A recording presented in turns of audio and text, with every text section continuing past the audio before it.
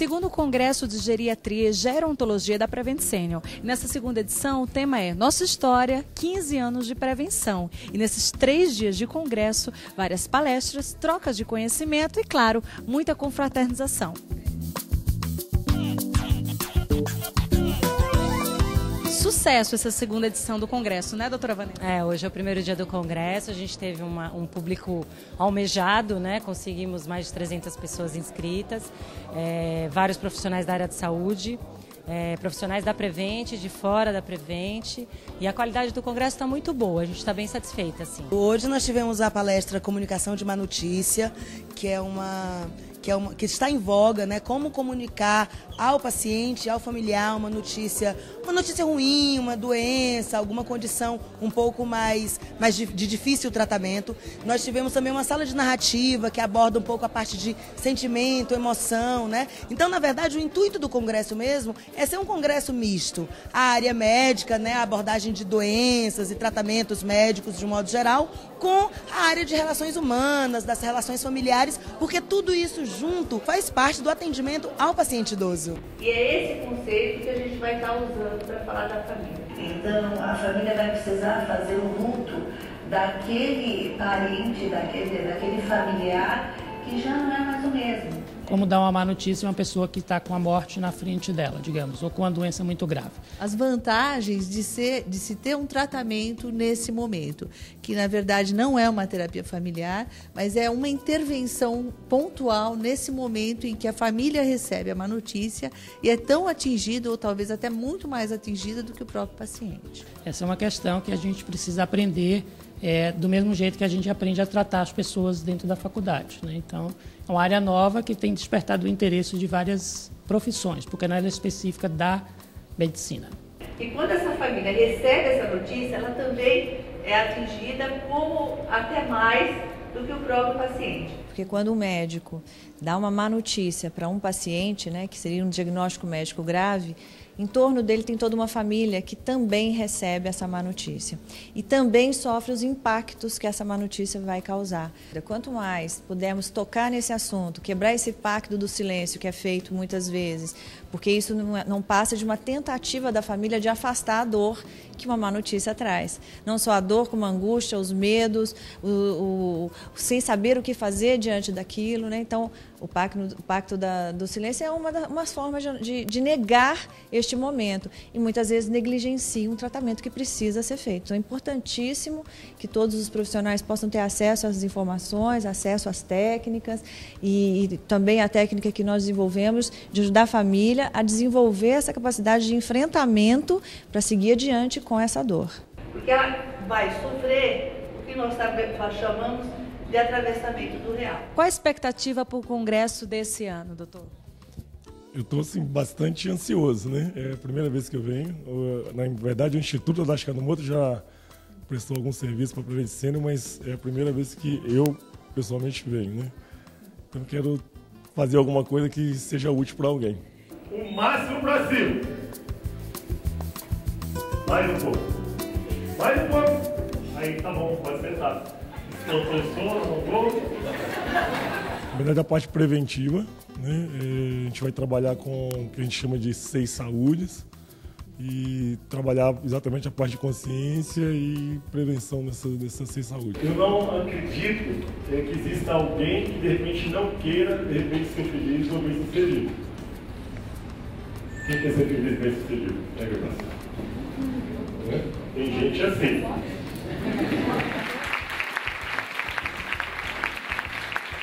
E o Otávio Mesquita também está aqui prestigiando esse segundo congresso de geriatria da Prevent Senior. Importante, não é? Não só para os conhecimentos técnicos, mas esse conhecimento para toda a família, sentimental, emocional. O que a Prevent faz, e o que eu acho muito bacana, é preparar as pessoas que vão nos atender no futuro. Então, esse congresso reúne profissionais de diversas áreas. E eu, quando eu recebi o convite para estar aqui, eu falei, não faço questão de poder falar um pouquinho da minha história com a Prevent Senior, né? Tem uma UTI aqui em cima, móvel, que eu não sabia, enfim, eu acho isso muito importante. Basicamente é isso que eu queria dizer para vocês. Já fui apresentado, né, como Otávio Mesquita, para quem não me conhece, que sempre tem aqui 2 engraçadinhos aqui. Olha, Júlia, que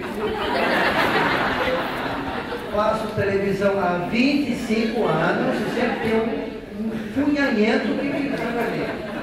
Mas faz parte, né? Deve ser um problema, tem que ter um cuidador dessa pessoa. Está aqui. Está aqui que ele está me confundindo. Aliás, eu já o conheço, eu não vou dizer, está desse lado aqui, ó. Eu entrevistei no Galaguei 98. Investir em qualidade de vida é investir também em longevidade, né? Nós temos toda uma ampla literatura mostrando que se as pessoas têm qualidade de vida, se elas são participativas, se elas trazem oportunidades sociais para a vida delas, consequentemente elas vão viver mais longe, né? Então, a gente pode até dizer que vive muito quem vive bem, né? E a empresa tem focado muito nessa perspectiva, proporcionando uma série de oportunidades para os seus usuários. Muito importante esse trabalho que a empresa faz, a parte científica. A gente incentiva bastante que isso seja todo ano, porque nós temos muitas coisas para mostrar em relação aos avanços da medicina e principalmente da geriatria. Então, é um orgulho imenso ver como as coisas se desenrolam dentro da empresa nesse momento específico do Congresso. E o bacana é que vários pontos, assuntos abordados nesse Congresso envolvem não só a parte científica, mas também todo o apoio emocional à família, ao cuidador. A Prevent Senior sempre se preocupa muito com isso. Afinal de contas, vai ser o nosso fim também, a forma como a gente vai extravasar e tirar o estresse da vida e aproveitar, porque tem que ser coisas alegres, né? A gente tem que aproveitar o envelhecimento de uma forma saudável. E é com muito orgulho que a gente vê esse trabalho prosperar do ano passado para esse ano. Nós conseguimos, o Alessandro depois vai confirmar isso, um aumento no número de inscrições, um aumento no número de trabalhos enviados. Nós praticamente dobramos o recebimento de trabalhos enviados. O pessoal está se mostrando bastante interessado, estão participativos, e é com muito orgulho que a gente vê esse trabalho nosso, a nossa semente que está brotando, e se Deus quiser vai dar uma árvore bem frondosa. E na abertura das palestras de hoje, último dia do Congresso, tivemos uma mesa redonda com o médico Canineu, a Rosa e a Bibiana. Quais foram os assuntos abordados hoje nessa mesa redonda, doutor? Bastante interessante. Começou pela reabilitação cognitiva, depois avaliação neuropsicológica e depois 2 casos clínicos, um de comprometimento cognitivo leve e um de doença de Alzheimer. Ouvi falado muito sobre demência hoje também, não é? Quais são os primeiros fatores que o familiar pode observar em casa para poder identificar essa patologia, doutor? É a falha na memória e a parte que é de interferência nas atividades de vida diária da pessoa. Isso realmente é o que chama mais atenção no familiar. O cuidador, ele é uma peça fundamental, né, no tratamento. Ele precisa saber de como a doença evolui, ele precisa ser educado para ajudar o paciente, para poder ajudá-lo, e também saber como manejar nas situações de risco e de alterações de comportamento. Esse carinho do médico, do profissional de saúde com o beneficiário, com o idoso, também é fundamental, não é, doutor? Olha, independente de ser um neurologista, um psiquiatra ou um geriatra, na parte médica essencialmente, o médico deve visar tratar aquele paciente idoso que tem uma demência ou doença de Alzheimer, e não tratar a demência ou doença de Alzheimer. Então é o paciente como um todo e nunca só. Não tem sentido a abordagem do idoso em qualquer patologia, principalmente demência, quando o médico trabalha sozinho. A gente está falando muito de geriatria, vamos falar um pouquinho sobre a importância da gerontologia hoje no Congresso. Olha, muito bem lembrada essa questão, porque a nossa especialidade é geriatria e gerontologia. E a gerontologia é a questão social, né? É o estudo da questão social e econômica desse indivíduo idoso e como esses fatores podem influenciar de maneira positiva ou negativa na qualidade de vida e na saúde desse indivíduo idoso. Então, na gerontologia, nós contamos com o profissional médico e contamos também com os profissionais não médicos, fisioterapeutas, fonoaudiólogos, terapeutas ocupacionais, nutricionistas, educadores físicos, enfim, todos aqueles que estudam a questão social do envelhecimento. E não dá para a gente tratar o idoso como um todo se nós não tratarmos o fator social, se nós não levarmos em consideração a questão social. São ligados. São intimamente ligados, né? E esse eu acho que faz a diferença na geriatria e na gerontologia, e que, mais uma vez, volto a frisar, a gente tem a oportunidade de trabalhar em conjunto aqui na Prevent e ver esse trabalho aí ir em frente com resultados brilhantes. Doutor, a saúde da memória é uma coisa fundamental. Tem algum tipo de forma técnica para a gente estimular essa memória? Olha, em toda a vida, especialmente quando mais a gente vive, é estar de bem com a vida. É ter interesses, é procurar aprender coisas novas, logicamente aquilo que está dentro do alcance. Isso mantém a memória e toda a atividade cerebral em funcionamento e principalmente nessa perspectiva de abrir novos caminhos. Então, adquirir conhecimentos e práticas significa desenvolver novos circuitos. Isso é um grande bem que a gente faz. E se o indivíduo já está com comprometimento de memória, isso não significa que ele não pode abrir novos caminhos. Então, o que a gente chama de reabilitação cognitiva visa compensar e visa substituir e estimular esses novos caminhos que nós profissionais podemos oferecer para as famílias e para os pacientes. A gente sabe que a população do Brasil, que atualmente é em torno de 9 a 10%, vai chegar a 14% no ano 2020. O Brasil vai ser o 6º país com o maior número de idosos no mundo. Então, nós temos que pensar nessa questão da prevenção, nós temos que pensar nessa questão da promoção de saúde, porque senão o sistema curativo não vai absorver esse pessoal.